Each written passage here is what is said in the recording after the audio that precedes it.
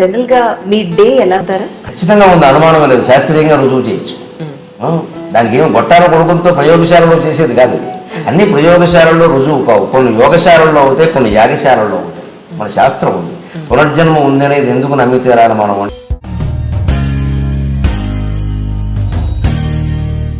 చాలా మంది ప్రతి వారం కూడా అడుగుతుంది ఏంటి అంటే గరికపాటి గారిని ఒక్కసారి మాకు పరిచయం చేయండి మీ ఐ డ్రీమ్లో అని చెప్పని చాలా మంది అడగడం వల్ల సో మన గరికపాటి గారిని చాలా రోజు నుంచి విసిగించేశాను, క్షమించాలి.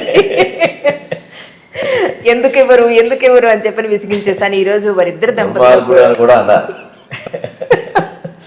ఎస్ కరెక్ట్ నిజంగా. సో క్షమించాలి, దయచేసి ఏమీ అనుకోవద్దు. సో వారిద్దరు దంపతులు కూడా ఈరోజు నాతో పాటు ఉన్నారు. మరి మహా సంవత్సరాధాని అయినటువంటి గరికపాటి గారు ఈరోజు మనతో పాటు ఉండడం మనం నిజంగా చాలా పుణ్యం చేసుకున్నాం అని చెప్పాలి. ముందుగా మీ ఇద్దరికి కూడా దిల్ సే వితాంజలి కార్యక్రమానికి స్వాగతం చెప్తున్నాను. నమస్కారం. మీరు ఏంటి ఎప్పుడు స్వతహాగా కాస్త సీరియస్గా కోపంగా ఉంటారేమో అని నా అనుమానం. ఎందుకు మీకు అనుమానం ఎందుకు వచ్చింది? మిమ్మల్ని చూసిన వెంటనే అయ్యి బాబు ఈయనేమిటి ఎంత సీరియస్గా ఉన్నారేమిటా అని అనిపించింది నాకు. అది మరి ఆ ధోరణిలో ఏమైనా మార్పు వచ్చిందేమో నాకు తెలియదు. కానీ ఈ మధ్యలో ఇదివరకు ఎప్పుడు నన్ను వేసే ప్రశ్న ఏంటంటే మీరు ఎప్పుడు ఇలాగే నవ్వుతూ ఉంటారా అని అడిగేవారు. నిజమా? ఇంట్లో కూడా ఇలాగే చమత్కారాలతో ఉంటారా, ఎప్పుడు నవ్వుతూ ఉంటారని నేను సరదాగా ఏమైనా ఉంటే నక్క ఒక చోట ఓడ వేసి ఇంకో చోట గౌరీ కళ్యాణం వాడదు, ఎక్కడున్నా మనిషి ఒకలాగే ఉంటాడు, అందుకే నాకు అదే అలవాటు అన్న. ఇప్పుడు మీరే అడుగుతున్నారు ఈ ప్రశ్న. నిజంగా చాలా కోపంగా ఉన్నారు వచ్చినప్పటి నుంచి. ఏమంటే పొద్దున ఇంట్లో ఏం జరిగిందో మీరు చెప్పండి, ఎందుకు అలా ఉన్నారు వీళ్ళ కోపంగా ఉన్నారు? అసలు ఆయన కోపంగా ఉండరు. అంతేనా? ఓహో, గంభీరంగా ఉన్నారు కొద్దిగా కదా. అంటే స్వతహాగా అలాగే ఉంటారా? ఈ రోజు ఏమన్నా? లేదు అలాగే ఉంటారు అంతే. అది నిజం. కొంచెం తక్కువ మాట్లాడతారు. మన అవగాహనలో ఒక పొరపాటు ఏంటంటే సరదాగా ఉండకపోతే కోపంగా ఉన్నట్టు కాదు మనం అనుకుంటాం. చలోక్తులు వేస్తూ ఉండకపోతే ఆయన కోపంగా ఉంటారు అంటాం. ఈ సరదాకి కోపానికి మధ్యలో గాంభీర్యం అనేది ఒకటి ఉంది. అంటే అవసరమైతేనే మాట్లాడటం.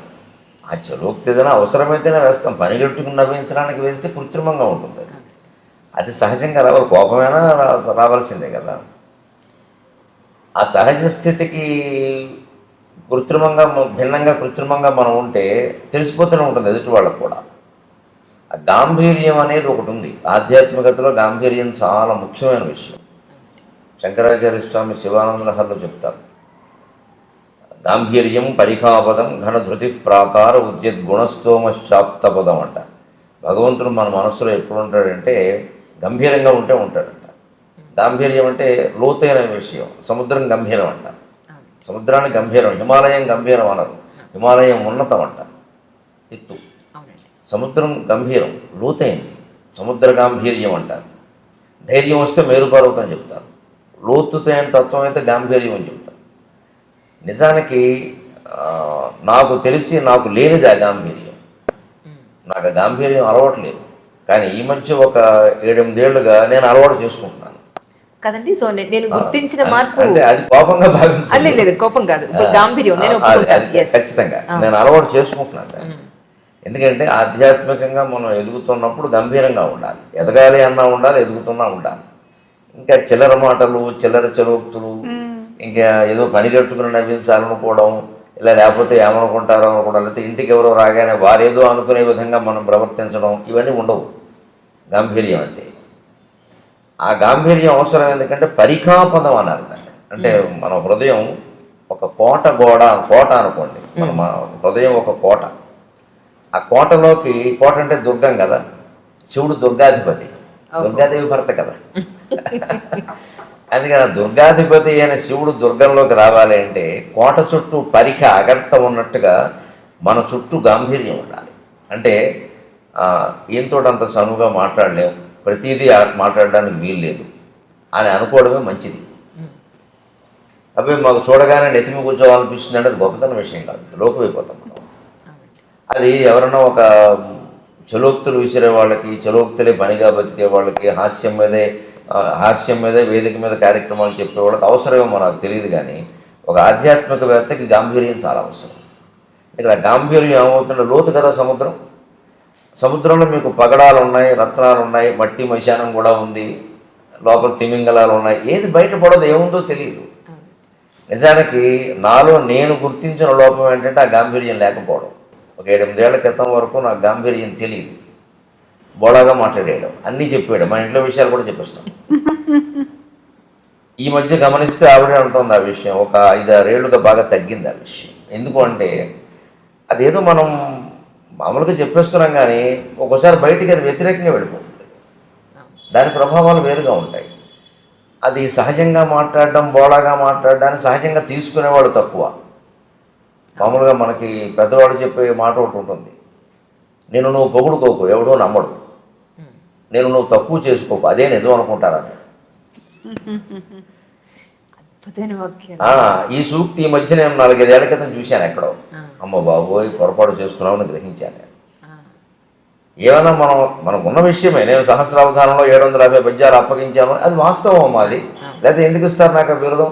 కానీ అలా ఆయన చెప్పుకోవాలంటే ఇంకెవరైనా చెప్పొచ్చు కదా, అని ఎవరిని పెట్టి చెప్పిస్తామా? అంటే నిజం మన గురించి మనం వాస్తవం చెప్పినా సరే పొగుడుకోవడం కింద భావిస్తాం. అలాగే బోళాతనంగా నాకేమిటో అలా గలగలా అలా మాట్లాడడం అలవాటు అంటే అంత బాగుడని ఆయన ఒప్పుకున్నారుగా అంటాడు. అందుకే ఈ ప్రవృత్తులు ఎప్పుడైతే చూస్తున్నామో, లోకాన్ని చూస్తుంటే మన వల్ల లోకం ఎదగడం అనేది ఒక పారిశ్రమ అయితే, లోకం వల్ల మనం కూడా ఎదుగుతాం. లోకాన్ని చూస్తున్న కొద్దీ కొన్ని అనుభవాలు వస్తాయి. నాకు వచ్చిన అనుభవం ఏమిటంటే మనకి గాంభీర్యం లేదు. ఈ శివానందరాజులో శ్లోకం చదివినప్పుడల్లా నన్ను అది ఎత్తి పొడుస్తున్నట్టుగా ఉండేది. నీవు ఉందా? మిగిలిన అందులో ఉన్నాయి. ధృతి, ధైర్యంగా ఉండడం, ఇంద్రియ నిగ్రహం ఉండడం, ఇవి నాకు భగవంతుడి దేవలో నాకు ఉన్నాయి. గాంభీర్యం తక్కువ నాదు. ఎందుకంటే ఉన్నదన్నట్టు మాట్లాడేయడం, చెప్పేయడం, చూడడం, దానివల్ల గొడవలు ఏమి పెద్ద ఏమి రాలేదు. అది పెద్ద నాకు ఎప్పుడు సమస్య కాలేదు. కానీ అనవసరంగా ఎందుకు మనం చెప్పాలి అసలు విషయం? మన ఇంట్లోనే కావచ్చు, మనం ఎవరితో పొద్దున్న కాసేపు మాట్లాడాం, ఆ మాటలు మనకి ఇంకోటితో చెప్పాల్సిన పని ఏంటి అసలు? అది ఒకసారి వాళ్ళకి ఇబ్బంది కావచ్చు, మనకి ఇబ్బంది కావచ్చు. అందుకని గంభీరంగా ఉందాం. నేను ఒక 7-8 ఏళ్ళుగా ప్రయత్నం చేసి ఉంటున్నా. ఆ గాంభీర్యాన్ని మీరు చూసుకోండి. కరెక్ట్ చెప్పారండి. కోపానికి గంభీరానికి మధ్య తేడా ఉంది. అది గాంభీర్యం మనిషి అలవాటు చేసుకోవలసిన లక్షణం. ఎవరైనా, ఆడ మగ ఎవరైనా. కోపం అనేది సరే ఎప్పుడైనా ఉండకూడదు. కోపం అనేది ఎప్పుడు మనకి పద్ధతులు ఏం చెప్తానో కోపం తెచ్చుకోవాలి. ఆయన చెప్పారు కాబట్టి అలవాటు చేసుకున్నానని నాకు అర్థమైంది. నేను అనుకుంటున్నాను ఈయన 3 పూట్ల జపం చేస్తారా, అర్ధగంట చొప్పున.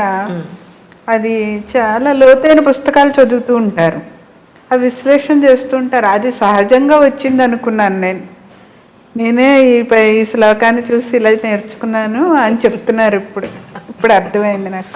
సార్, జనరల్గా మీ డే ఎలా స్టార్ట్ అవుతుందండి? మంచి ప్రశ్న, ఎంతవరకు ఎక్కువ మంది అడిగిన ప్రశ్న. 5:30కి లేస్తాను, 5:20కి లేస్తాను. ఎందుకంటే 10:20కి పడుకుంటాను సరిగ్గా. 7 గంటల లెక్క, మధ్యాహ్నం గంట లెక్క, మధ్యాహ్నం 1:30, 2:30. అందులో సాధారణంగా తేడా ఉండదు. 10 నిమిషాలు అటు ఇటు ఉండొచ్చు, కానీ తేడా ఉండదు అసలు. ఆ గంట సేపు మధ్యాహ్నం, రాత్రి 7 గంటలు, 10:20, 5:20. సరే 6:30 వరకు కాలకృత్యాలు, స్నానపానాలు సరిపోతే ఏమీ కాఫీ టీలు కానీ ఏమీ పుచ్చుకోవడం ఉండదు. 6:30కి టీవీలో వచ్చే నా కార్యక్రమం వీలైతే నేనే చూస్తాను ఇంట్లో ఉంటే. ఎందుకంటే మనం శ్రోతగా వినడం వేరు, చెప్పడం వేరు. ఇప్పుడు ఎక్కడెక్కడ శ్రోతలు ఇబ్బంది పడతారో, సాగదీసాం అనుకుంటారు, లేదా చెప్పలేదు అనుకుంటారో, ఇంకా చెప్పాల్సింది అనుకుంటారు, అవన్నీ మనకు తెలుస్తాయి. అందువల్ల వీలైతే చూస్తాం. లేకపోతే వేరే ఊళ్ళో ఉంటే ఇంక మళ్ళీ ఏదో యూట్యూబ్ చూడడం, లేకపోతే ఏదో స్మార్ట్ ఫోన్ పెట్టుకోవడం, ఇవన్నీ అసలు మనకు లేవు. ఇంకా ఏదో హోటల్లోనే ఎక్కడ ఉంటే టీవీలు కుదరదు. ఎవరింట్లో ఉన్నా పొద్దునే వెళ్ళి టీవీ పెట్టమని చూస్తే అక్కడి నుంచి వాళ్ళు కాఫీ పట్టుకొస్తారు, అక్కడి నుంచి పత్రిక వస్తుంది, ఇంకేమన్నీ కుదరవు. ఏదో వారంలో 1-2 రోజులు కుదిరి చూస్తాను, లేకపోతే వెంటనే నా జపానికి నేను వెళ్ళిపోతాను. సరే, సహజంగా మనకి కులాచారం ప్రకారం వచ్చిన సంధ్యావందనం ఉంది, అది గాయత్రి జపం. అది అయిపోయాక 8 వరకు పూర్తిగా నా జపదపాలు, పారాయణలు ఉంటాయి. నాకు పొద్దున్న సంధ్యావందనం తర్వాత నేను చేసేది ప్రత్యేకమైన జపం ఏం లేదు, గాయత్రి జపం ఒకటే. తర్వాత ఎక్కువ పారాయణ చేస్తాను. అంటే పారాయణ అంటే మళ్ళీ ఒకటే రోజు విష్ణు సహస్రం, రోజు లలిత సహస్రం ఇలా నియమంగా చదవడం కాదు, గ్రంథ పఠనం అనాలి దాన్ని. పారాయణ అనడానికి లేదు. గంటలో 6 పుస్తకాలు చదువుతాను. ఒకటి శివపరమైంది, ఒకటి విష్ణుపరమైంది, ఒకటి అమ్మవారి పరమైంది. మన హిందూ ధర్మంలో వీళ్ళు ప్రధాన దేవతలు ఈ ముగ్గురు. అవునండి. ఇంకొకటి ప్రత్యేకం 10 నిమిషాలు శంకర సాహిత్యం, శంకరాచార్య సాహిత్యం. తెనాలి సాధనా గ్రంథ మండలి వాడు 21 పుస్తకాలు వేశాను. భగవంతుడి దేవల్ల ఆ 10 నిమిషాల సమయం పెట్టుకోవడం వల్ల నేను సుమారుగా హైదరాబాద్ వచ్చాక మొదలుపెట్టిన ఆ సాహిత్యాన్ని 8 ఏళ్లలో 21 పుస్తకాలు పూర్తి చేశాను. ఒక్కొక్కటి 400 పేజీలు ఉంది పుస్తకం. అమ్మ బాబోయ్. ఒక్కొక్కటి 400 పేజీలు ఉంటుంది. ఓ. రోజుకి 10 నిమిషాలు మాత్రమే కేటాయించి నేను 8 ఏళ్లలో 21 × 400 అన్ని పేజీలు పూర్తి చేశాను. Okay okay. అలాగే శంకర సాహిత్యం యోగ వాసిష్టం నాకు బాగా ఇష్టమైన గ్రంథం. నాకు పూర్తి నిశ్చింతైన జీవితాన్ని ప్రసాదించిన గ్రంథం. నిజంగా వాల్మీకి మహర్షికి, వశిష్ఠ మహర్షికి నేను రుణపడి ఉన్నాను. నిజంగా దాన్ని రచించింది వాల్మీకి, చెప్పింది వశిష్ఠుడు. అది నా మీద ప్రభావం చూపించినంతగా మరి ఏ గ్రంథం చూపించలేదు. నా జీవితం కూడా నా మీద అంత ప్రభావం చూపించలేదు. ఆ గ్రంథం అంత చూపించింది. దాని గురించి నేను చిన్నతనంలో విన్నది ఏమిటంటే, ఈ చదివినవాడు పిచ్చాడు అయిపోతాడు, లేదా మహాజ్ఞాని అవుతాడు. అయితే మహాజ్ఞాని అవుతాడు, లేదా పిచ్చివాడు అయిపోతాడు. మా ఊళ్ళోనే అటువంటి పుస్తకం చదివి పిచ్చాడు అయిన వాడు మేము చూసాం. ఈయన ఎందుకు ఇలా పిచ్చాడు అయ్యాడని మా అమ్మని అడిగితే, పలానా గ్రంథం చదివి ఇలా అయ్యాడు అని చెప్పింది. ఏముంది అసలు ఆ గ్రంథంలో మీరు చదివాను? మొత్తం జగన్ మిథ్య అని ఉంటుంది. బ్రహ్మసత్యం జగన్ మిథ్య. శంకరాచార్య చెప్పిన సిద్ధాంతం వేదంలో ఉన్నదే, కానీ చాలా పరమశివుడు. ఇది అమర్నాథ్ కథ.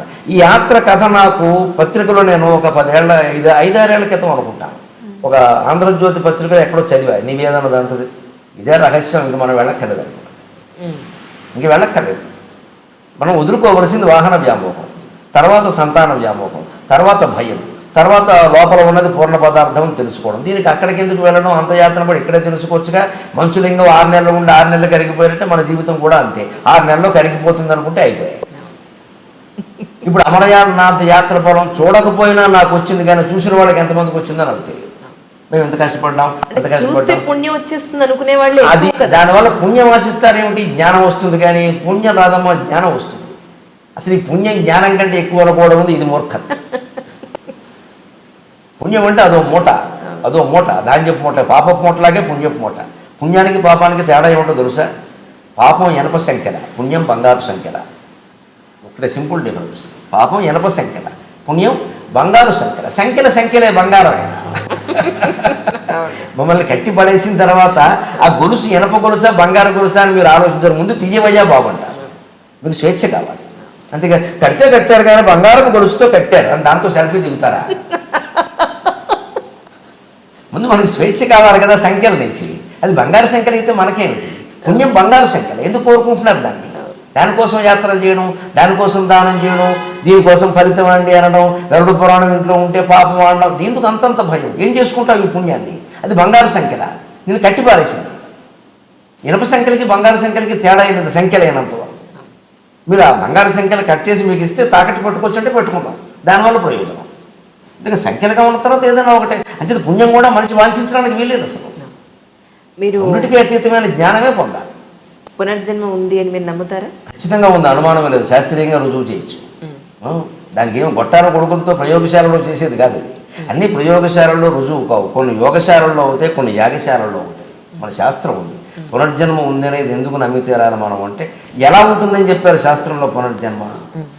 ఈ జీవికి వెళ్ళిపోయే వరకు కనుక ఇందాక మనం చెప్పుకున్న ఈ వాహన వ్యామోహం, సంతాన వ్యామోహం, భయాలు వదులుకోకపోతే వీడి మనస్సు మళ్ళీ ఇంకో శరీరాన్ని పొందుతుంది. అదే పునర్జన్మ. ఆ మనస్సు, ఆ జీవుడు, మనస్సు జీవుడు, సంకల్పం, బుద్ధి, చిత్తం అన్నీ ఒకటే, పేరు మార్పుగా. వీడు మళ్ళీ ఇంకో జన్మ ఎత్తుతాడు. ఎందుకని? ఈ మనస్సులో ఇవన్నీ ఉండవాలి. ఎలా ఎత్తుతాడు తెలుసా? రాత్రి పడుకుని కలగంటున్నాం మనం, నిజానికి అది ఇంకో జన్మ అండి. రాత్రి కలగంటున్నాం మనం, ఇంకో జన్మ. అది మీరు గమనించండి. వీడు పడుకునే ఉన్నాడు, ఈ కళేబరం ఇక్కడ 6 అడుగులు 3 అంగుళాలు పొడుగున్నాడు. వీడు పడుకున్నాడు, వీడు కలగంటున్నాడు. వీడి కళలో ఆడాళ్ళు వచ్చారు, మగాళ్ళు వచ్చారు, కుక్కలు వచ్చాయి, నక్కలు వచ్చాయి, చెట్లు వచ్చాయి. ఈ వేషాలన్నీ ఎవరు ధరించారు చెప్పండి? వీడే కదా, పడుకున్నవాడే కదా. మరి ఒక జీవుడు పడుకుని ఇన్ని వేషాలు ధరించడం నిజమైనప్పుడు, ఒక్క విరాట్ పురుషుడు శ్రీమన్నారాయణమూర్తి క్షీరసాగరంలో పడుకుని ఈ విశ్వంలో ఉండే వేషాలన్నీ ధరించాడన్న అబద్ధమా? పక్కా నిజం. జరుగుతున్నది ఒక కళ. బ్రహ్మసత్యం జగన్ మిథ్య. Total life, total world is a dream, nothing but is a dream. ఇది కళ. నేను మీతో మాట్లాడటం సహా కళ. ఇది గ్రహించగలిగితే మనిషి ప్రశాంతంగా ఉంటాడు. మనిషి ఒప్పుకోలేనిది. అదేమిటండి? కనపడుతోంది కదండి. కనపడుతోంది అంటున్నవాడు ఎవడో చూడు. కనపడుతుంది అంటున్నవాడు కూడా కనపడింది. కలగన్నప్పుడు కనపడిందా లేదా? కనపడుతున్నంతసేపు నిజం అనుకున్నామా లేదా? బయటకు వచ్చాక కదా నిజం కాదని తెలిసింది. అలాగే దీని నుంచి బయటకు వెళ్ళినప్పుడు ఇది నిజం కాదని తెలుస్తుంది. ఈ జీవుడు మరణించి మనస్సు బయటికి వెళ్ళినప్పుడు చెట్టో పుట్టో పట్టుకు వేలాడుతూ ఉంటే, లేదు ఇంకో గర్భంలోకి ప్రయాణం చేస్తుంటే, అయ్యో అది అనుకున్నాను, ఆ భార్య అనుకున్నాను, ఆ భర్త అనుకున్నాను, ఆ పిల్లలు అనుకున్నాను, అయ్యి బాబా అంత బంగారం తీసుకొచ్చాను, తహసీల్దార్ అయ్యి ఉంటే మొత్తం ₹1,00,00,000 దాచేసాను ఇంట్లోనూ, అన్ని పట్టుబడిపోయి ఈ డబ్బేది నాకు కూడా రాలేదే అని చింత చెట్టు వేప చెట్టు పట్టుకుని ఏడుస్తాడు ఈ సన్నాసి. పునర్జన్మ లేకపోవడం ఏమిటి భయంకరంగా ఉంటుంది. దెయ్యం జన్మ కూడా ఉంటుంది. మనస్సులో ఉండే తలపులు అట్టగట్టేసి మాడుగట్టి ఉంటాయి చూడండి, అవి పునర్జన్మకు కారణం అవుతాయి. వాటిని వాసనలు అని అంటారు, గమనించండి. వంట అర్థమైతే ఇది అర్థం అవుతుంది. వంట చేసినప్పుడు గిన్నెలు ఏదైనా కొయ్య రొట్టో ఏదో కాల్చేవాడి, గణప రొట్టో ఏదో అడుక్కు బాగా అట్టేసింది అనుకోండి, అట్ట కట్టేసింది, దాన్ని తోముతాం కదా. తోమితే ఒక్కోసారి పని మనుషులు ఎలా ఉన్నారో మీకు తెలుసుగా, వాళ్ళు తోమినా మనం తోముకోవాలి. అందుకని వదిలేసాం అనుకోండి, దాంట్లో మీరు ఏ అన్నం పరమానమో వండారనుకోండి, దాని వాసన దీనికి వచ్చిందా లేదా? అలాగే మనస్సులో కూడా అట్టగట్టి పేరుకుపోయిన భయాలు, కోరికలు, వాంఛలు, రకరకాల ద్వేషాలు అట్టగట్టి మిగిలిపోయినవి మరో జన్మకు కారణం అవుతాయి. ఇట్ ఇస్ సైంటిఫిక్, పొంది తీరతాడు ఖచ్చితంగా, అనుమానం లేదు. ఇది ఎంత నాస్తికుడు కూడా దేవుడి మీద నమ్మకం లేకపోవచ్చేమో కానీ, స్వర్గనరకాన్ని నమ్మకపోవచ్చేమో కానీ, వాడు చేసినవన్నీ వాడు మనస్సులో వాసన రూపంలో ఉన్నాయనే విషయాన్ని వాడు నమ్మకుండా ఉండలేదు. వాడికి కొన్ని వాసనలు ఉన్నాయి కదా. ఆస్తికుడైతే ఆయన బంధాలు ఆయనకున్నాయి. నాస్తికుడు దేవుణ్ణి నమ్మడు, భగవంతుడు నమ్మడు, భార్యను నమ్ముతున్నాడు కదా. భార్యతో బంధం, పిల్లలతో బంధం. నాస్తికులు కూడా ఆస్తులు సంపాదించుకుంటున్నారు కదా. అక్రమం సక్రమం అందరికీ ఉన్నాయి కదా, తేడా ఏం లేదు కదా. మరి అంతే, తేడా ఏముంది? ఇంకా అంటే మామూలే, పుణ్యమైన మామూలే, పాపమైన మామూలే. అది నమ్మకం మీద ఏం లేదు, నిజం జరిగి తీరుతుంది. అంటే పునర్జన్మ శాస్త్రీయం. ఎందుకంటే పునర్జన్మ వచ్చేది శరీరానికి కాదు. ఎందుకు మనం నమ్మలేకపోతున్నాం అంటే, నేను అంటే శరీరం అనుకుంటాం. ఎందుకంటే మూర్ఖత్వం ఇంకోట్లేదు. నేను అనేది మనస్సులో ఏర్పడిన ఒక భావన. నిజం చెప్పాలంటే అది మిథ్య. గట్టిగా లోపల మనస్సులో ధ్యానం చేసి నేనెవరు అని లోపలికి రమణ మహర్షి చెప్పినట్టుగా ఆలోచిస్తే పావు గంట కాకుండా వీడికి నేను అనేది లేదని అర్థం. స్ఫురణ తప్పితే ఏమీ లేదు ఇక్కడ అని అర్థమైపోతుంది. ఎందుకంటే ఆ నేను అని స్ఫురిస్తూ ఉంటుంది లోపల, మీరు గమనించండి. ఆలోచన వదిలేసి, మాట వదిలేసి మనస్సును లోపలికి తీసుకెడితే నేను అని స్ఫురిస్తుంది. ఆ నేను ఎక్కడుందో గమనించండి. ఎక్కడుందో గమనించి, ఎక్కడ there is no place but నేను ఈజ్ దేర్. ఎక్కడ చోటు లేదు, నేను అని ఉంది. ఏ చోటు లేకుండా నేను ఉందంటే అది ఎలా ఉంటుంది? గాల్లో తిరుగుతుంది అనమాట. ఆ నేనే ఉంటే ఆ నేనే పట్టుకుని కూర్చోవాలి, అదే జపం. అందుకే మహర్షి, రమణ మహర్షి అన్నింటిలోకి గొప్ప మంత్రం ఏదంటే నేనెవరు అనేది గొప్ప మంత్రం అన్నారు. ఆలోచన చేస్తే మనిషికి శరీరం తాను కాదని తెలుస్తుంది. ఆ నేనులోనే దృఢంగా ఉండగలిగిన వాడికి పునర్జన్మ ఉండదు. వాడి జీవితంలోనే అన్నీ వదిలేశాడు. ఇలాగే సంతాన వ్యామోహం, వాహన వ్యామోహం, భయం అన్నీ కూడా వదిలేశాడు. ఈ జీవితంలోనే వదలడం కోసమే మనకు అమర్నాథ్ యాత్రలు, సత్యనారాయణ వ్రతాలు, అక్షతృతి వ్రతాలు ఇవన్నీ పడితే వీటి నుంచి మళ్ళీ డబ్బులు ఆశిస్తున్నాం, పురుళ్ళు ఆశిస్తున్నాం, పుణ్యాలు ఆశిస్తున్నాం అంటే ఏమనుకోవాలి జాతిని? అసలు తెలుసుకోవాల్సిన తత్వం తెలుసుకోకుండా వీటిని పట్టుకు వేలాడుతాం. తెలుసుకుంటే మీరు అక్కడికి వెళ్ళక్కర్లేదు, వెళితే మంచిదేనమ్మా, కాదనేదేముంది, వెళ్ళండి, ఆగచ్చు, ఇంక గొప్ప అనుభూతి కలుగుతుంది. ఇప్పుడు ఈ కథ తెలిసిన నాకు అమరనాథ్ ప్రత్యక్షంగా చూసాను కూడా దివ్యానుభూతి కలుగుతుంది, అనుమానం ఏముంది? తెలుసుకుని వెళ్ళాలి. కానీ నాకేదో అక్కడ వెళ్ళగానే ఎలా తెలిసిపోతుంది? ఏం తెలిసిపోయింది అంటే మన మనిషిలో సహజంగా ఉండే ఒక బద్ధకం ఏంటంటే, కృష్ణమూర్తి గారు చెబుతారు అదే విషయం. నీకు ఏమీ నువ్వు కష్టపడకుండా, నువ్వు ఉన్న చోటు నుంచి కదలకుండా, ఏదో చోటుకి వెళ్ళడం వల్ల, అక్కడ ఏదో మునగడం వల్ల, ఇక్కడ ఏదో ముట్టుకోవడం వల్ల, వారెవరినో చూడడం వల్ల నీకు వచ్చేయాలి. ఇది దురాశ కాదా? నిజమేనండి. ఎవరో మహాపురుషుని సందర్శించామండి, మనకి ఏదో వచ్చింది అంటే కష్టపడ్డాడు ఆయన, బోల్డు తపస్సు చేశాడా? అంత తపస్సు నువ్వు చేయకుండా ఆయన తపస్సును గోకేసుకుందామని చూస్తున్నావు ఆ కాళ్ళకి దండం పెట్టి. అన్యాయం కాదండి ఇది, స్వార్థం కాదు. ఆయన కాళ్ళకి దండం పెట్టి ఆయన తపస్సును గోకేసుకుందామని చూస్తున్నావు. పుణ్యపురుషుల దర్శనం అండి, మాకు అన్ని అద్భుతానుభూతి అండి, ఎందుకు ఆశిస్తున్నావు? అసలు ఆయనలా ఉండాలని ఎందుకు అనుకోవు? ఆయన నుంచి ఏదో గోకేద్దామని చూస్తున్నావు. కానీ ఆయన దర్శనం అయ్యాకే మాకు ఇంట్లో అన్ని శుభాలు జరిగాయండి. ఒకవేళ అశుభాలు జరుగుతాయేమో మీరు ద్వేషిస్తారు కదా. జ్ఞానం అంటే శుభాశుభాలు సమానంగా భావించడం. అంతేకాని శుభాలు జరగాలని కోరుకుంటున్నారు అంటే వాడు భక్తులు కాదు, స్వార్థపరుల కింద లెక్క. దీనికి రిలేటెడ్గా నేను ఒక చిన్న విషయం చెప్తాను మీకు. మా ఫ్రెండు వాళ్ళ ఫ్యామిలీ ఉంది. ఏంటంటే వాళ్ళ వారన్నట్ట బెంగళూరులో ఒక హోమం జరుగుతుంది, చాలా గొప్ప గొప్ప వాళ్ళు వస్తున్నారు, వెడితే లైఫే మారిపోతుంది అని చెప్పని వెళ్ళాట. వెళ్ళి వచ్చారు. వచ్చిన తర్వాత దీని బాధ ఏంటంటే, ఈయన సరిగ్గా ఉద్యోగం చేయమను, ఈయన సరిగ్గా బయట అప్పులు ఏం చేశాడో ఫస్ట్ నాకు చెప్పమను, ఎంత వస్తుందో ఫస్ట్ నాకు చెప్పాలి కదా. భార్యకి ఎంత వస్తుందో చెప్పడు. అప్పులు వాడు ఇంటికి వస్తేనే ఓహో వీడి దగ్గర అప్పు తీసుకున్నారా వచ్చారు కాబట్టి తెలిసింది. వచ్చారు ఇలా కాబట్టి ఏమైపోతుందమ్మా అని. అలా ఎంతమంది వచ్చారో పాపం దానికి సఫర్ అవుతోంది. ఈ పనులు ఏమీ చేయకుండా ఒక హోమం చూసేసి గొప్ప గొప్ప వాళ్ళు వస్తున్నారని అక్కడికి వాళ్ళని చూసేసి ఒక తీర్థం తీసుకును ఒక పూజ మన పేరుని చేసేస్తాను పుణ్యం వచ్చేస్తుందా, ఈయన చేసే పనులు ఇవేం పట్టవా అని అడుగుతుంది. దాని బాధ అవునంటారా కాదంటారా? పక్కా ఆ ఇలా అడిగిన నమస్కారం, చిన్నపిల్ల అయినా సరే అది తెలివి ఆలోచించాల్సి. మనం చేసే పనులు మనం అప్పులు చేయకుండా భార్యాభర్త కూర్చొని ఆలోచించుకోవచ్చు. ఇప్పటికండి మా వయసు మీరు ఊహించగలరు కదా, నాకు షష్టి పూర్తి అయిపోయింది. ఇప్పటికి లెక్క రాస్తున్నాను ఇవిడ ప్రతిరోజు. ఆవిడకి నేను డబ్బు ఏదో ఇవ్వాలి కదా, అందుకని ఇస్తే 5,000 10,000 ఏదో అవసరాన్ని బట్టి అడుగుతాను. 1వ తారీఖు ఎక్కువ అడుగుతారు సహజంగా, మిగిలినప్పుడు కానీ లెక్క రాస్తున్నాను. పిల్లల ఫీజులు అంటే పర్వాలేదు, నెల రోజులు లేట్ అయినా పర్వాలేదు అంటట. ఇంట్లో రేషన్ లేదంటే కొంచెం సర్దుకో అంటట. ఇంటి ఓనర్కి రెంట్ ఇవ్వాలి అని అంటే 4 నెలలు ఒకసారి కట్టేద్దాం అంటట. అంతే అంటట కానీ ఎప్పటికీ ఇచ్చింది లేదు. ఈఎంఐ మరి కష్టపడుతుంది. ఇప్పుడు ఇంట్లో ఉంది, వచ్చే ఈవిని అడుగుతారు తలుపు కొట్టి, ఏం చెప్పుకోవాలి? అదే కదా, వాళ్ళు వచ్చిన వాళ్ళు ఏమంటున్నారు, ఏమ్మా నీతో కలిసి ఉండట్లేదా, నీతో సంసారం చేయట్లేదా, నువ్వు జవాబు తీసుకొచ్చిన డబ్బులు నీకు ఇవ్వలేదా అని అడుగుతారు. కదమ్మా, అనకూడని మాటలు అంటారు, ఆడాళ్ళు భరించలేరు. చాలా బాధ్యతారాహిత్యం అది. అదే చెప్తున్నాను కదా, ఇప్పుడు మన అప్పులు ఒక చోట ఉన్నాయి, అబద్ధాలు ఇంకో చోట ఉన్నాయి, మాయలు ఇంకో చోట ఉన్నాయి, మన లోపాలు మనకు ఉన్నాయి. అవి సవరించుకోవడం మానేసి హోమం చూస్తాను నేను, అదేదో చేస్తాను, ఇక్కడికి వెళ్ళగానే ఏదో మారిపోయింది. కాశీ తిరుగుతారు, రామేశ్వరం తిరుగుతారు, ఇంటికి వచ్చి అత్తాకోళ్ళు దెబ్బలాడుకుంటారు. ఏమిటి ఉపయోగం? మళ్ళీ ఈ ప్రసాదం ఎవరికి పెట్టారన్న చోట ఇద్దరికి గొడవే. ఇంకెందుకు అది చేయాలి. నేను గమనిస్తున్నది ఏమిటంటే ఆవిడలో కూడా యాత్రలు చేస్తూ ఉంటేనండి, ఒక యాత్రకి మరొక యాత్రకి పరిపక్వత వచ్చిందండి. నిజమేనండి మీరు చెప్పింది ఏదో అనుకున్నాను కానీ అది చాలాసార్లు. అప్పుడు ఏమవుతుందా, అది ఫలితాన్ని ఇస్తుంది, ఈ యాత్ర ఫలితం అండి.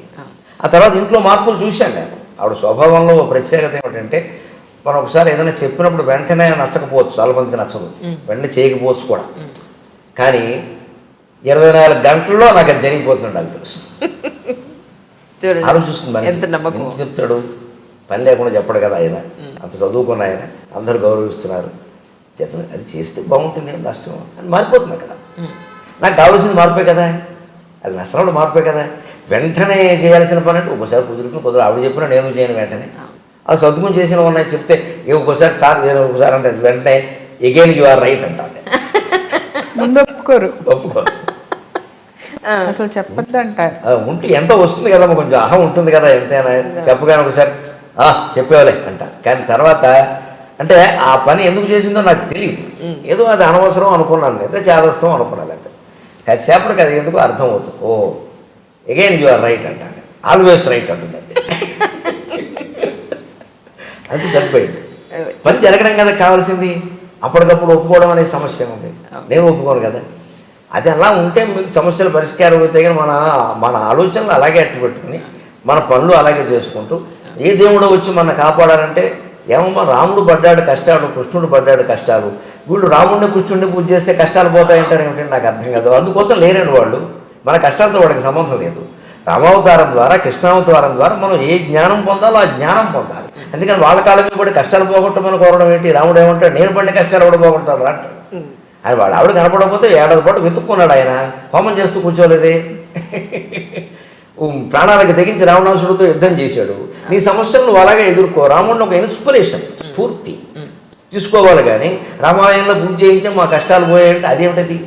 ఇది శంకించడం కాదమ్మా, మహిమలను శంకించడం కాదు అక్కడ. అది మనం దేవాలయాల వల్ల ఏ ప్రయోజనం పొందామో ఆ ప్రయోజనం పొందట్లేదు. మనకు కావాల్సింది ఏదో ఊహించుకుంటున్నాం అంతే. ఇంక జరిగిందని ఒకళ్ళు, జరగలేదని ఒకళ్ళు. పొరపాటు జరగకపోతే 2 3 దేవుళ్ళని ఇక్కడ మారుస్తారు, తర్వాత ఏకంగా మతమే మారిపోతారు. అది ఆ మార్పు రావాలి. మనం కోరుకునేది అది. ఆ చేదస్థాలు పోయి ఆ చైతన్యంతో ఉంటే చాలు. అంతేగాని ప్రవచనకర్తల్లో పెద్ద మార్పు ఏం అక్కల ఉన్నవి చెప్పొచ్చు హాయిగా. కానీ ఈ రామాయణం చెబుతున్నారు, రామాయణం నేటి జీవిత విధానం పోల్చండి. మీరు వేదం చెబుతున్నారు, నేటి జీవితంతో పోల్చండి. పోల్చాలంటే పోల్చి తీరాలి, లేనప్పుడు అనవసరం, చెప్పడమే అనవసరం. ప్రాచీన వైభవం గురించి ఎందుకు ప్రాచీన వైభవం? గాంధీ గారి గురించి ఇప్పుడు ఎంత పొగిడితే ఏం ఉపయోగం అమ్మా? ఒక్క మనిషిని మీరు చూపించగలరా? ఆయన వస్తే మళ్ళీ ఆత్మహత్య చేసుకుని వెళ్ళిపోతాడు దేశం నుంచి, ఒక క్షణం ఉండలేక. ఇదే నేను కోరుకున్న దేశం అని. మేము గాంధీ జయంతి నాడు దండేశాం అనేది ఎంత ఉపయోగమో, రామాలయంలో పూజ చేసాం కూడా అంతే ఉపయోగం. గాంధీ నుంచి వీరేం గ్రహించరు, రాముడి నుంచి వీరేం గ్రహించరు.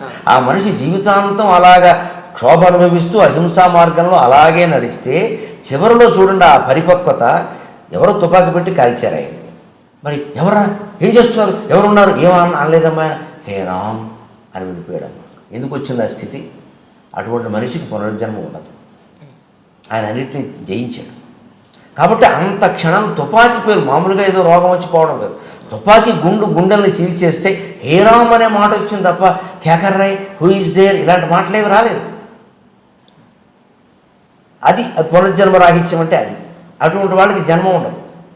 మన పోటీగాళ్ళందరికీ ఏదో ఒక భావావేశంలో ఉన్నప్పుడు ఆ భావావేశంలో కనుక మరణం వస్తే జన్మ ఖాయం, వాసనలు. మీకు భాగవతంలో జడభరతుడు కథలో ఉంటుంది అదంతా. ఒక మహారాజు లేడిగా పుడతాడు కర్మ, కానీ ఏం కర్మ అంటే అంతే, వాసన వదలలేకపోయాడు. అది పునర్జన్మ.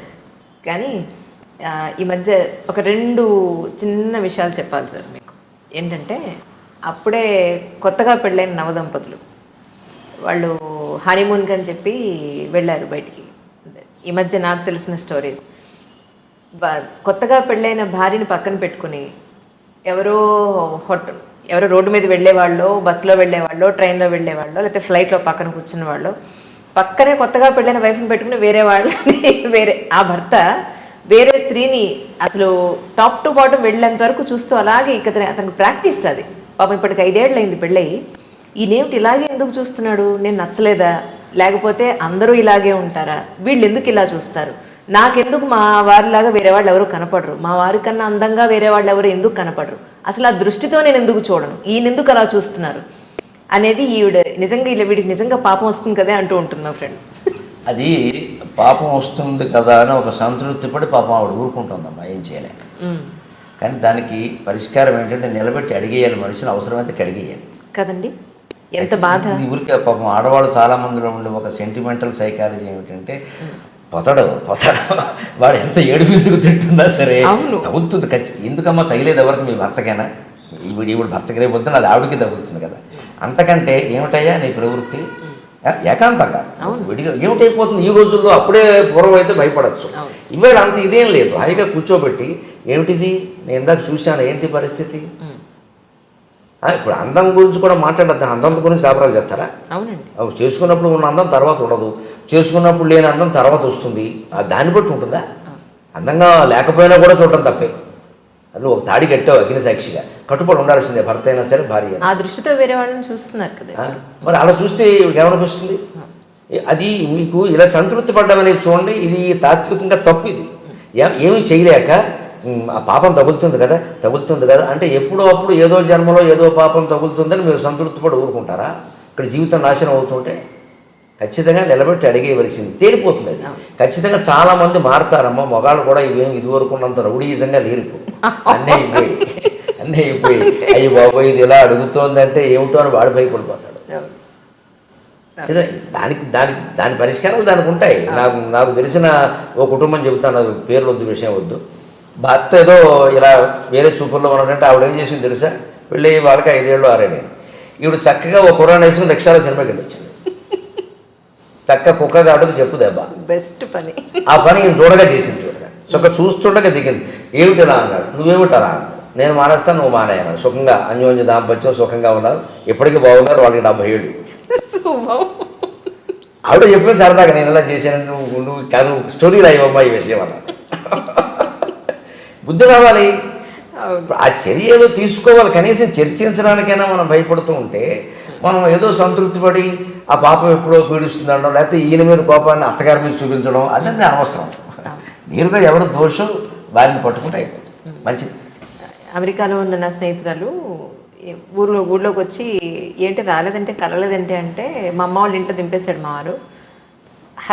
ఇండియాకి వచ్చిన వెంటనే ఫస్ట్ ఫ్రెండ్స్తో ఒక గ్రూప్గా గోవాకో ఇంకెక్కడికో వెళ్తారట. ఆ తర్వాత ఇండివిజువల్గా ఒక పార్టీ ఉంటుంది వీళ్ళకి. ఇదంతా కూడా వైఫ్ని వదిలేసే, పిల్లల్ని వదిలేసే. మరి నువ్వు అడగరా ఈ విషయంలో అన్నాను. అని అంటే వాళ్ళు వేరే అమ్మాయిని ఏమైనా తీసుకుని వాళ్ళు ఫ్రెండ్స్ ఒకసారి ఇండివిజువల్గా ఒకసారి ఇలా పెడతారట, ఇది వాళ్ళ సాంప్రదాయం అంట అని అంటే. సో డబ్బు ఉన్న వాళ్ళ ఆలోచనలు ఇలా ఉంటాయేమో, మధ్యతరగతి వాళ్ళ అనవసరంగా చేసుకున్నాను నేను అని చెప్పాను దాని బాధ. నిజంగా సార్ ఇలా చేస్తే వాళ్ళకి ఏం ఆనందం? సపోజ్ భార్య ఇలా చేస్తే అంటే ఆ ఒక్క ఆలోచన ఉంటే ఆత్మవత్ సర్వభూతాలే వేదాంతం అర్థమైతే సరిపోతుంది. ఆ ఒక్క ఆలోచన వస్తే మరి చేయడు. ఆ ఆలోచన వచ్చేలా మీరు చెయ్యాలంటున్నాను. మీరు ఎన్ని సమస్యలు చెప్పినా ఇదే పరిష్కారం. అవును, ఆ ఆలోచన వచ్చేలా సఫర్ అవుతున్న వాళ్ళు చెయ్యాలి. వీళ్ళు చేయకపోవడం భయం వల్ల చేయకపోవచ్చు, సున్నితంగా ఉంటారు కొందరు. అది కాస్త తగ్గించుకుని గాంభీర్యం అన్నది అది. మీరు కఠినంగా ఉండదు, ఖచ్చితంగా ఉండండి. మీకు అన్యాయం జరుగుతుంది అడగడానికి ఏముంది దాంట్లో? అది ఒకటి పొరపాటు ఉంటే సరి చేస్తారు కదా. నేను ఆ ఉద్దేశంతో చూడలేదు, నా చూపే అంతా ఎదురు చెబుతారు కదా, పోలేదు చెప్పనండి. అతని వివరణ అతను ఉంటుంది. సమస్యలు చర్చించుకోవడం మనకి పెద్ద అవసరం లేదు. అన్నిటికీ పరిష్కారం ఏమిటంటే మనకి తెలుగులో చెప్పిన మధ్యంతో మనం ముగించుకుంటే మంచిది.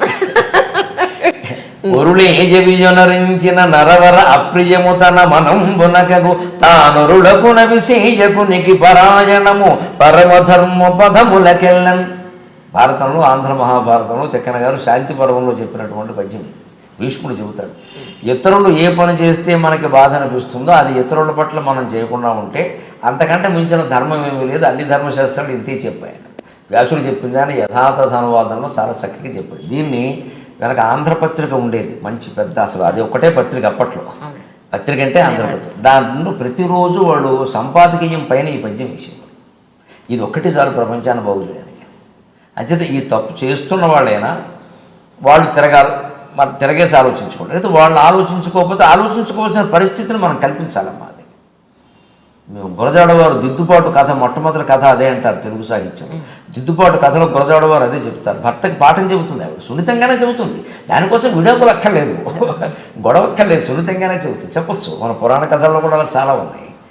అలాంటివి మనం చదువుకుని తెలుసుకుని చేసుకుంటే సరిపోతుంది. ఇన్నాళ్ళు మీ దాంపత్య జీవితంలో మీ ఇద్దరు అలగడం కానీ, లేదు మీ అహం చూపించడం కానీ, అది లేదంటే మీ మేల్ ఈగో చూపించడం కానీ ఎప్పుడైనా జరిగిందమ్మా? అంత దూరం మీరంటే చాలా ఇష్టం ఆవిడకి, నాకు అర్థమైంది. లేదు, మీరంటే విపరీతమైన ప్రేమ, అందుకని ఆవిడేం మాట్లాడదు, నాకు అర్థమైంది. మీరు చెప్పండి. ఆవిడ చెప్పేది మీరు నమ్మకపోతే అడిగిన అడుగుతాను. పాపం కళ్ళు ఎర్రబడ్డాని అడిగారు అంటే మీ మీద ఎంత కాన్సన్ట్రేషన్ ఉందో చూడండి. చంటి పిల్లలు చూసుకున్నట్టు చూసుకుంటున్నారు అందులో నిజమే కదా. ఆ ప్రేమ ఆవిడలో కనపడుతుంది. సంప్రదాయం కూడా ఏం చెప్పిందంటే పిల్లలు పుట్టి వాళ్ళకు ఒక 20 ఏళ్ళు వచ్చాయంటే భర్త బిడ్డతో సమానం, భార్య అంతే కూతురుతో సమానం. ఇంకప్పుడు వేరే వాంఛలు ఏమైనా సహజంగా తగ్గిపోతాయి పెద్ద విషయాలకు. కానీ ఆ కేర్ అంటే కేర్ జాగ్రత్తలు తీసుకోవడం, ఆ బాధ్యత పెరుగుతుంది. అందుకని చాలా జాగ్రత్త తీసుకుంటున్నాను. నేను వేదిక మాట్లాడుతుంటే ఎదురుగా ఉంటే ఇలా చూపిస్తుంది ఒక్కోసారి ఆపేమని. అంటే అప్పుడు 2 గంటలు దాటిపోయింది.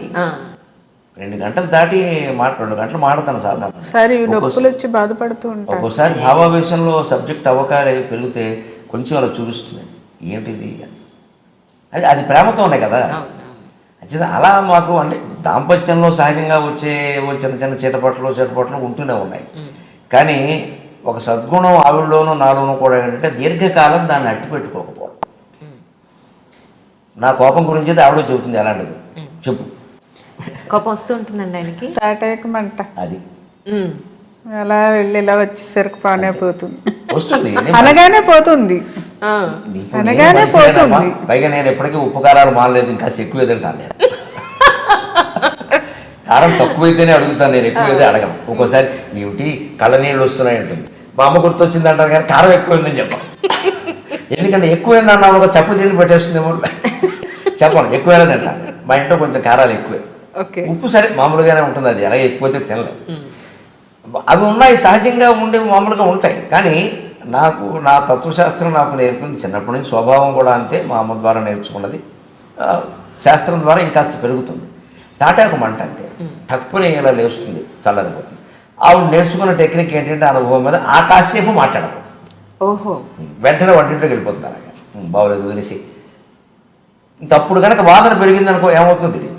మా అమ్మ వెనకాల ఉండి ఉండి నాకు నేర్చుకున్నాను. అది ఆవిడ గురించి చెప్పు. మా అమ్మ నుంచి బోల్డ్ అనుభవం.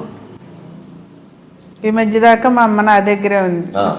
మా అత్తగారు మొన్నట మా అమ్మ చాలా సౌమ్యరాలు. ఎందుకు ఆడపిల్ల దగ్గర ఉండకూడదు అంటున్నారు కదా, మా అమ్మ నా దగ్గర ఉండమంటే ఆడపిల్ల వాళ్ళ దగ్గర ఎలా ఉంటానమ్మా అంటుంది. నా అవసరం రావట్లేదు ఆవిడ. ఫీలింగ్ వదిలేమనండి, చక్కగా తెచ్చుకుని ఒక ఏడాది ఉంచుకోండి కదా, హాయిగా ఆనందంగా ఉంటుంది. నేను చిన్నప్పుడు కూడా మా అమ్మ దగ్గర ఎక్కువ ఉండేదాన్ని. ఈయనకి అర్థమైంది ఆ విషయం. వాళ్ళ అమ్మ అంటే కొంచెం అటాచ్మెంట్. మీ అత్తగారు మీ ఇంట్లో ఉన్నప్పుడు 4-5 ఏళ్ళు ఉన్నారు. నిజంగా మీ మనసులో ఒక అల్లుడుగా మీరేమనుకున్నారు? నేను ఆవిడ మీద పద్యాలు చెప్పానమ్మా. ఆవిడ పట్ల నాకు ఈవిడ పట్ల ఉండేది ప్రేమ, ఆవిడ పట్ల ఉండేది భక్తి. ఒక మాటలో చెప్పాలంటే మా అమ్మ కంటే కూడా మా అత్తగారు గొప్పది. అంటే నేను స్వభావం గురించి కాదు, ఆ సేవ. మా మామగారికి పక్షపాతం ఏదో వచ్చింది కదా, వచ్చి 12 ఏళ్ళు మంచంలో ఉండిపోతే ఇక ఈ సుమతి అనసూయ ఎవరో సరిపోరండి ఆవిడకి, అంత సేవ చేసి. పైగా ఆయనకి మనసు కూడా పనిచేయట్లేదు, మెంటల్లీ డిటీరియరేట్. ఎవరు చేస్తున్నారో తెలియదు, చేస్తున్న సేవ భార్య చేస్తుందన్న విషయం తెలియదు మా మామగారికి, చిట్టిన నాగేశ్వరరావు గారికి తెలియదు. కానీ అటువంటి మనిషిని మంచంలో పెట్టుకుని ఆవిడ పెళ్ళిళ్ళు మానేసి, పొరుళ్ళు మానేసి, పుణ్యాలు మానేసి, బంధువులను వదిలేసి, సమస్త శుభాశుభకార్యాలు వదిలేసి, భర్తే నాకు ముఖ్యం, నేను ఎక్కడికి రాను అని చెప్పి ఎలా చేసేదంటే మళ్ళీ వైభవంగా స్నానం చేసి మంచి బట్టలు కట్టించి ఏదైనా పిండి వంట, ఆయనకి ఇష్టమైన పిండి వంటలు ఏమన్నా ఆ రోజున ఆ పిండి వంట చేసి తిన్నా తినకపోయినా ఆ నోటికి అలా తగిలించి ఇప్పుడు తినడం. ఇక ఎవరైనా ఉంటారో ఈ కారణం అసలు అలాగే. మరి ఆవిడ మా ఇంట్లో ఉంటారు అని ఆవిడ అనకముందు నేను అడిగి పిలిపించుకున్నాను. ఎందుకంటే ఈవిడ అక్కడ చనువు ఎక్కువ సహజంగా. నీ దగ్గర ఉంటే బాగుంటుంది కదా, తీసుకురా అంటే తెచ్చుకుందా మన ఇద్దరం వెళ్ళని అక్కడ మా అన్నయ్యకి చెప్పి ఎందుకంటే అతను ఆయన బాగా చూసుకుంటారు, ఆయన ప్రాణప్రదంగా చూసుకుంటారు. ఆయన పంపించమంటే ఆయనకి అనిపిస్తుంది కదా, ఎందుకంటే వద్దు బాబు మీరు బాగానే చూసుకుంటారు కానీ మాది కొంచెం అట్టు పెట్టుకోవాలి. పైగా అప్పుడు మా అమ్మ పోయిన కొత్త, మా అమ్మ లేదు కదండి, మాకు అమ్మ కావాలి కదా, అది పంపించాను. మా అమ్మ వెళ్ళిన సంవత్సరానికి ఆ సేవాభావం మా అమ్మకు మొదటి నుంచి, నాకు జ్ఞానం వచ్చిన దగ్గర నుంచి అలవాటు ఉంది, చూసాను నేను. అసలు మా అమ్మమ్మకి చేసింది, మా పెద్దమ్మకి, మా నాయనమ్మ గారికి, అందరికీ. అటువంటి మహిళలు కాదమ్మా, అటువంటి మనుషులను చూడలేదు, పురుషులు కూడా లేదు. ఇప్పటికి కూడా 83 ఏళ్ళు ఇప్పటికి ఉరుకుతూ ఉంటుంది, అది ఎక్కడ పడుతుందో దాన్ని పట్టుకోవడం. ఉంటే సగం పని ఆవిడ చేస్తుంది. ఈ తోటకూర నేను గెలలేనా, నువ్వు గెలాలా అని కూర్చుంటున్నా. మా అమ్మ ఉన్నప్పుడు అలాగే చేసేది. అది ఆ మొక్కలు ఏమో ఇలా బారా అమ్మాయి నేను జరుగుతా. మా అత్తగారు అలాగే చిన్నపిల్ల నువ్వేం, చిన్నపిల్ల ఏమిటి 50 ఏళ్ళు, చిన్నపిల్ల నువ్వేం జరుగుతావు అని ఆవిడ జరిగింది. వాళ్ళకి ఏమిటి నా పని చేయడం అలవాటు. అటువంటి సంస్కారాల్లో పెరిగాం మేము, ఆవిడ అంతే నేను అంతే. మధ్యలో ప్రవచనాలు చెప్పను అని చెప్పి మీరు కంటతడి ఎందుకు పెట్టుకున్నారు? యాక్చువల్లీ నేను అది కారణం నేను చెప్పాను కదా, యోగ వాసిష్టం ప్రభావం, ముఖ్యంగా రమణ మహర్షి యొక్క ప్రభావం చాలా పడింది నాకు, ఇప్పటికీ ఉంది అలాగా.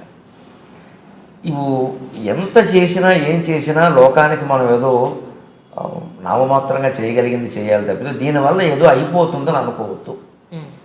లోకాన్ని సంస్కరించడం కంటే ముందు నిన్ను నువ్వు సంస్కరించుకోవడమే ముఖ్యం, ఆత్మజ్ఞానం పొందడమే అన్నిటికంటే ముఖ్యం అనే రమణ మహర్షి మాట నన్ను బాగా ఏడాది పాటు నలిపేసింది. అంటే ఆ చిత్తశుద్ధి నాకు మొదటి నుంచి ఉంది భగవంతుడి దేవుడు. నేను చెప్పేది ఒకటి చేసేది ఒకటి నేను చేయలేనది. ఎవరి కోసమో ఏదో చెప్పడం, అలాగే చెప్తే నచ్చదండి ఈ జనానికి, నచ్చకపోయినా సరే నిజమే చెప్పాలి, ఒకడికి నచ్చినా మంచిది. ఎందుకు దాస్తున్నాం మనం? ఇంత గొప్ప సాహిత్యం ఉంది మనకి, దీన్ని దాస్తున్నాం. మన సాహిత్యంలో ఈ గుడి నమ్మకాలు లేవమ్మా, అంత చైతన్యం, అది అపూర్వమైన జ్ఞానం అని చదువుతున్నప్పుడు ఆ చిత్తశుద్ధి ఎలా ఆలోచింపజేసిందంటే ఆత్మజ్ఞానం ముఖ్యం, ఆత్మజ్ఞానం ముఖ్యం, నిన్ను నువ్వు తెలుసుకోవడం ముఖ్యం అన్నప్పుడు నేనెవరో అని తెలుసుకునే ప్రయత్నం నేను ఇంట్లో కూర్చొని చేయాలి. కానీ ఇంకా ఏదో అవధానాలు, ఉపన్యాసాలు, ప్రవచనాలు అని వెళ్ళిపోతూ ఉంటే నెలలో 20 రోజులు పైన ఆ క్షోభంగా, ఆ ఇబ్బంది అంతా ఆవిడ పడింది నిజానికి. నెలకి 20 రోజులు ఇంట్లో ఉండకపోవడం అంటే భారీ పరిస్థితి ఏంటండి. పైగా ఇప్పుడు పిల్లలు పెద్దవాళ్ళు అయ్యారు, ఎక్కడో పిహెచ్డీ ఒకడు, ఉద్యోగం ఒకడు, వాళ్ళు వేరే ఉంటారు. ఓ 10 ఏళ్ళుగా సుమారు మా పిల్లలు మాకు దూరంగానే ఉన్నారు. మరి ఇంట్లో ఈవిడ ఒక్కతి వాళ్ళ అమ్మగారు ఉన్నారు కూడా సరే, ఇప్పుడు ఆవిడ కూడా లేదు. ఆవిడ మళ్ళీ కొంచెం పెద్ద వయసు, ఆవిడ 83 ఏళ్ళు, కొంచెం ఇబ్బంది పడుతున్నారు. అందుకని కొడుకు దగ్గర ఉండడం మంచిదని అంటే పంపించాము. తనకు అక్కడ ఉండాలని ఉంది. మనం అడుగుతాం కానీ హక్కు అక్కడే కదమ్మా, హక్కు అక్కడే కదా. ఆవిడ పంపించాం. కానీ మాకు మనసంతా కదా, రోజు మాట్లాడకపోతే తోసదు, మాట్లాడాలి సహజంగా. మరి సరే తల్లితో ఇంకా అంతకంటే కాలక్షేపం ఒకటి. అది నాకు ఆ చింతనలో ఉన్నప్పుడు ఒక ఏడాది బట్టి సుమారుగా మన 2018 నవంబర్ 26ని ప్రకటించాను. నేను కన్నీళ్ళు పెట్టుకుని ప్రకటించాను.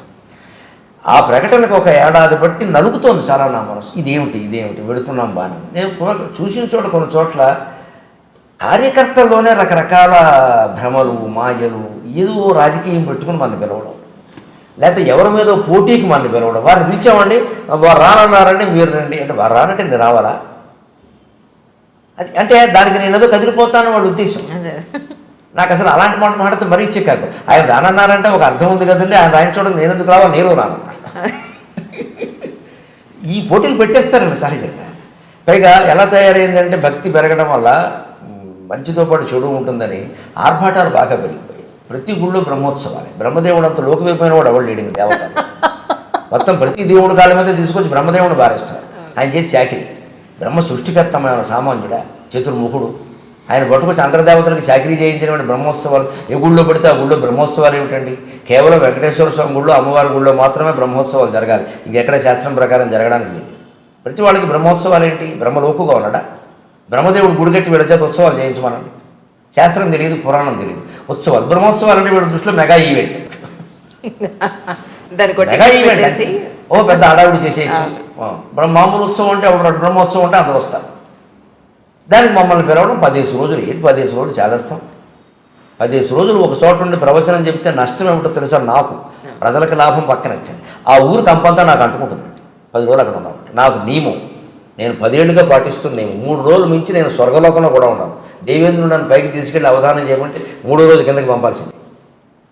3 రోజులు మించి ఉన్నాను. ఎందుకంటే వెళ్ళిన రోజు వెళ్ళిన హడావుడు, వచ్చే రోజు వచ్చే హడావుడు, మధ్యలో ఒక్కరోజే జిడ్డు అంటుకునే అవకాశం లేదు. లేకపోతే మనం ఉన్న వసతిలోకి మొత్తం ఊళ్ళో వాళ్ళందరూ అన్ని కులాల వాళ్ళు వచ్చేసి ఈ రాజకీయాలన్నీ మనకి మప్పేస్తారు. ఇక్కడ వారి మీద వీరు, వీరి మీద వారు చెప్పేసి ఇవన్నీ మన బుర్రకు పట్టేస్తాయి. నేను పెట్టుకోను. ఆ నిర్ణయంతో ఉండి ఒక్కసారి నాకు సంచలనంలో ఏడాది పాటు నలుగుతోంది. అదే ఆకస్మిక నిర్ణయం కాదు. నిజానికి ఆవిడకి తెలుసు. ఏడాది పాటు నేను ప్రిపేర్ చేస్తున్నాను. అంటే మానేస్తే డబ్బు ఉండదు, వచ్చే ఆదాయం ఆగిపోతుంది కదా, 90% తగ్గిపోతుంది. పేరు ఉండదు, బయట టీవీలు రోజు కనపడం, పాతవే వేస్తారు. ఇవన్నీ తట్టుకోవాలి మానసికంగా. అయ్యో కనపడటం లేదు అని మళ్ళీ అనుకోవడం, ఎవరో 2 సార్లు ఎక్కడో కనపడి ఈ మధ్య మీరు కనపడలేదు ఏంటంటే మళ్ళీ కనపడే ప్రయత్నం చేయడం, ఈ కూర్చోండి. కానీ అలాంటివి లేవు. నీ దగ్గర ఏంటంటే తను ఎవరో గుర్తించాలి, తనతో మాట్లాడాలి, తన కోసం పొగడాలి, ఆశించరు. తను ఏంటో తనకు బాగా తెలుసు. నేను 6 నెలలుగా అడుగుతున్నాను ఇంటర్వ్యూ, తెలుసా మీకు? వద్దమ్మా, చాలా చెప్పేశాను, ఇప్పటికి చాలా అయిపోయింది, వద్దమ్మా ఇవ్వనన్నారు. మీరు దుర్మార్గులండి నిజంగా. మాటకి ఈ మాట ఎందుకని ఇచ్చారు,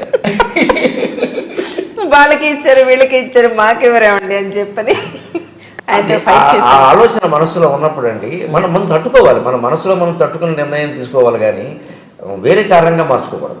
మళ్ళీ ఎవరో నలుగురు కనపడదు. ఇప్పుడు పాపం చూడు, సినిమా వాళ్ళు పడుతూ ఉంటారు ఇబ్బంది. ఒక హీరో ఉంటాడు కొత్తగా, ఒక అతను హీరో. కానీ మానసికంగా సిద్ధం అవ్వాలి ఎప్పుడు కూడా. మనం తెర వెనక్కి వెళ్ళడానికి కూడా ఇష్టపడాలి. ఎంతసేపు మనమే ఎందుకు ఉండాలి? అదే ఈ భావం అలవాటైతే అసలు అత్త కోడళ్ళకి కూడా ఏమీ రాదు. బాగా చెప్పు. అది ఈ భావం అర్థమైతే అత్తా కోడలు కూడా సుఖంగా ఉంటారు. ఇప్పుడు అమ్మాయి వచ్చింది, 10 ఏళ్ళు చేసుకుని అనే భావన అత్తగారికి ఉండాలి.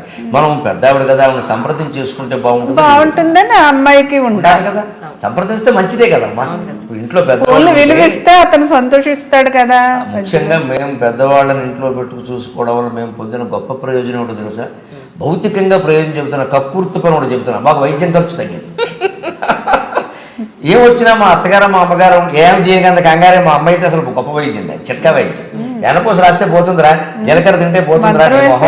మంత్రం పైగా అత్తయ్య గారు చేయి నొప్పి పెట్టిందంటే చాలా దావే మంత్రం వేస్తుందా అమ్మాయి ఇలా రానివే. ఎవరు వారు ఇరుకువారు ఏదో చెప్పేది మంత్రం తెలుగు. అది చెప్తే పోయేది ఖచ్చితంగా అనేది. మంత్రం వేస్తే పోయింది, వీడు మంత్రాలు కూడా వచ్చాయనివ్వండి. అలాంటివన్నీ ధైర్యం కల్పిస్తారండి. పెద్దవాళ్ళ వల్ల అన్ని ఉపయోగాలు ఉన్నాయి, భౌతిక ఉపయోగాలు చెప్తారా. నైతికంగా మన ధర్మం అంతకంటే మించి గొప్ప గుండె ధైర్యం అమ్మ. గుండె ధైర్యం. ఆవిడకి గుండె నొప్పి వచ్చిన తర్వాత కూడా మా అమ్మగారు 93, 2012 అంటే 7, 12, 19 ఏళ్ళు బతికింది. గుండె నొప్పి ఓసారి వచ్చాక మా అమ్మగారు 19 ఏళ్ళు బతికింది. ఆవిడ కాబట్టి తట్టుకుందమ్మా, మనకు వస్తే తట్టుకోలేమా గుండె నొప్పి. 4 స్నానం చేయవలసిందే, దేవుడికి దీపం పెట్టేవలసిందే. రాత్రే అన్ని కూడా అక్కడ దగ్గర పెట్టుకుని పడుకునేవారు. అంత ధైర్యం ఉంది. అది అంత ప్రేమ అనుభవించిన వాళ్ళం మేము ఒకసారి. కాబట్టి మాకు తట్టుకోకపోవడం అనేది ఏం లేదు, అన్ని తట్టుకోవడం వాళ్ళకి నేర్చుకుని. 1 ఏడాది బట్టి నేను తయారు చేశాను ఇంట్లో. సరిపడే డబ్బు ఉంది మనకి, ఏదో పొలం ఉంది, ఇల్లు ఉన్నాయి, పర్వాలేదు, మనం ఉంటున్న ఇల్లు ఉంది.